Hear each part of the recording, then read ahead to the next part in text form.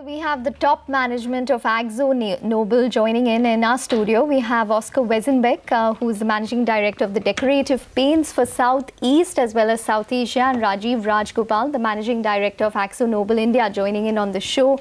Welcome, gentlemen, to the show. Thank you very much. Rajiv, let's start with you. Set up AkzoNobel for us in terms of, how your decorative business is doing, considering that you get majority of your sales from that particular segment. How is demand done?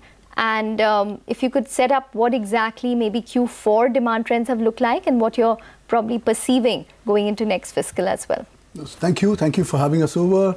Decorative paints contributes to about 60-65% of our overall business in India. The paint trend in India, as you've seen, has been fairly buoyant. And we'll walk you through in terms of what AkzoNobel's vision is. It's to deliver a return on sales of 15 by 20. I think India is currently completely focused in trying to make sure that we deliver our part of the 15 by 20 vision.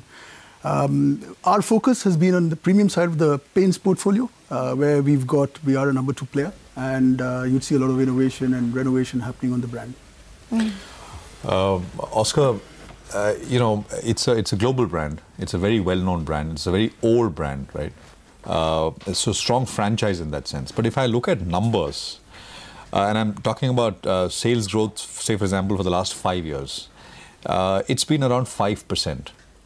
You compare it to how the economy is done, or you compare it to how other competitors have done, right? I mean, it is actually way below what others have done. I mean, I can quote you numbers, and they're all around the 10-11% mark. I'm talking about 5-year numbers here. What's really, should I say, gone wrong, or is this the strategy? This is to a large extent our strategy. So we are indeed one of the global leading companies in paints and coatings.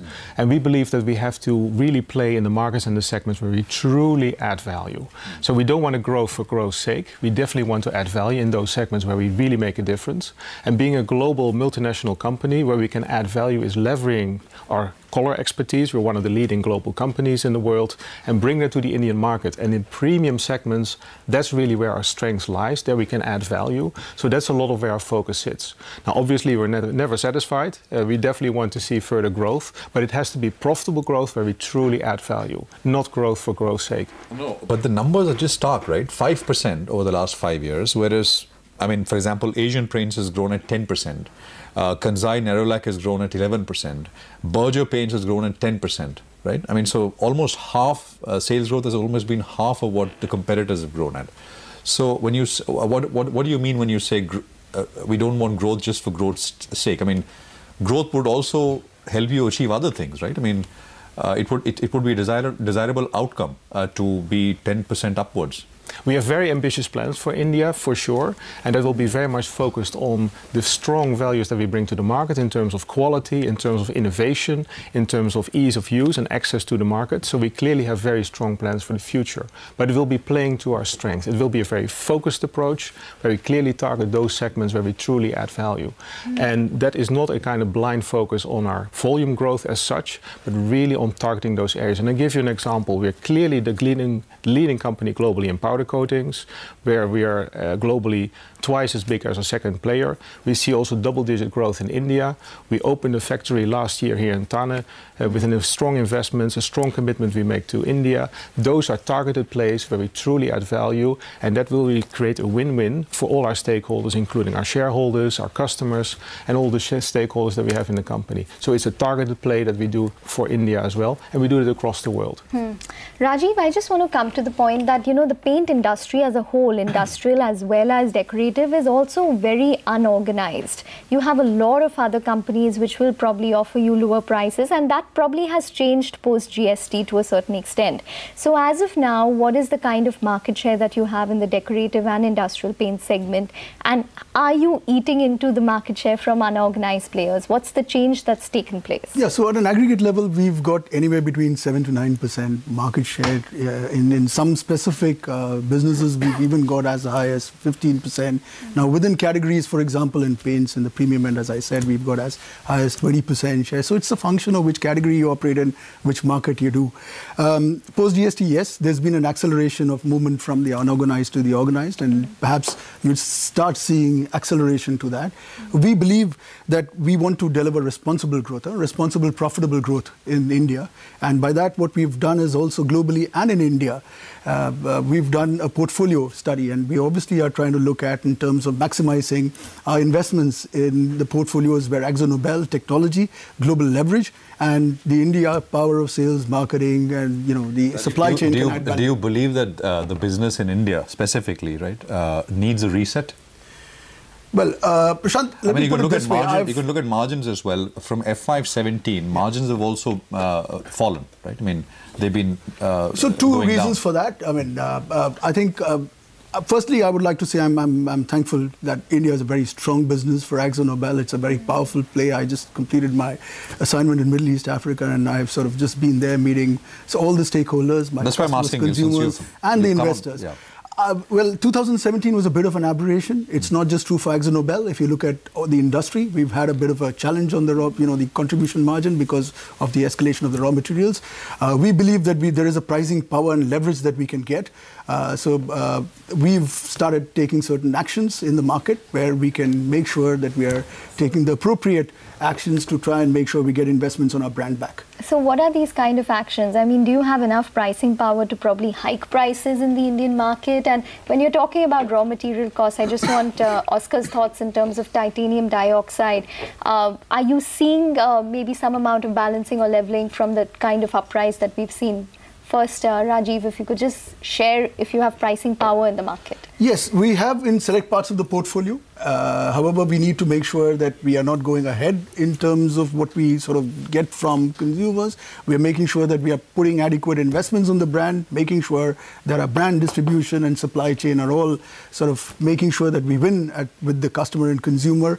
And, we live in a bit of a volatile world at this point of time. So we've got to be extremely careful in terms of how the raw material balances are, because forecasts could even change on a quarterly basis. So we've got to be absolutely agile in terms of the actions that we take. So Oscar, what about the raw material prices? What's your outlook? Do you think that maybe we've reached a level of stabilization or maybe further upside? Well, the way our supply chain works, it means that the raw material price increases that we saw in 2018, some of it still carries over in 2019. So I would say that only at the end of 2019 we expect a normalization of the raw material prices. Of course, we do a lot of effort to absorb that through productivity improvements in our own operations, but clearly we have to pass on some of that to our customers. I would say that process, AkzoNobel is taking quite a leading role in that respect. And but if I look this week also here, being here, today is a very exciting day for us. Together with our Dulux brand ambassador, Farhan Akhtar, we are launching our Color of the Year. But I've also looked in the pipeline of our research and development department, especially in the premium segment. We've got very exciting launches that we're going to do this year. Our Weather Shield product is very successful. Our Power Flex product is very successful. I would say watch this channel because more is coming. So we're definitely going to strengthen our premium segment, and also in the other segments where we play, like Rajiv says, very targeted. We've got strong solutions to offer to the market. That for us is the most robust way, also in a way where AkzoNobel can truly add value to our partners to ensure structural profitability for us. Are you going to spend a lot more on advertising, branding, increasing and strengthening distribution? We definitely are looking at ways how we can strengthen our brand into the market, but it will be again playing to our strengths as a premium player in this segment, very much so. And today, with the launch of the Color of the Year, is one of those examples where we leverage on the one hand our global size as a multinational, but it's global solutions, local touch. So we have a fantastic local Indian team. For us, India is truly a talent factory with 5 factories, 2,000 people locally are doing a fantastic job to develop those solutions and bring them to the market. Okay, I got a couple of questions on the shareholding okay, let me just get one thing out of the way. When we get MNCs to talk to us, and there's always this talk of potential, and these are companies where maybe floats are very low, some of them at least. There is always this talk in the air that will the parent consider delisting from the market? Should we pay attention to any of those talks at all, Oscar, or very much here you will remain listed very much a We are very comfortable with our position at the moment into the market. We've got solid plans for India. Okay. They don't include delisting at this stage. Okay. Your competitor Asian Paints has about a 4.5% stake in the company. Where are they really going with it? Any thoughts you'd like to offer, Oscar, Rajiv, any of you? They've been an investor for a period of time, and they remain an investor. So I think it's fine.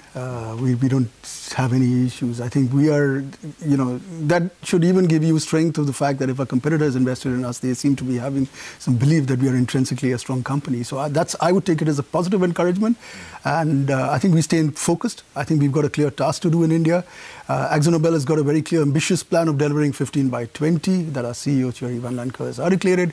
I think my support to Oscar and to the team is to make sure that India sort of is a jewel in the crown over the next few years. So we are completely focused on that. Focused and very much, yeah. All right, Rajiv, Oscar, been a pleasure. Thank you very much for joining in, and I'm surely going to look up the color of the year. We look forward to that. We look forward to that. Thank you. Thanks very much. Given up gains for our markets, we've completely flattened out, and that's probably because of what's taking place in Asia. Kospi is now down around 1.5%. There are reports coming in that President Trump's summit with Kim Jong-un has been, in fact, cut abruptly short. So that is probably causing some amount of trepidation in the Asian markets. We don't know the reason, but you can see that on the screen and on our screen as well.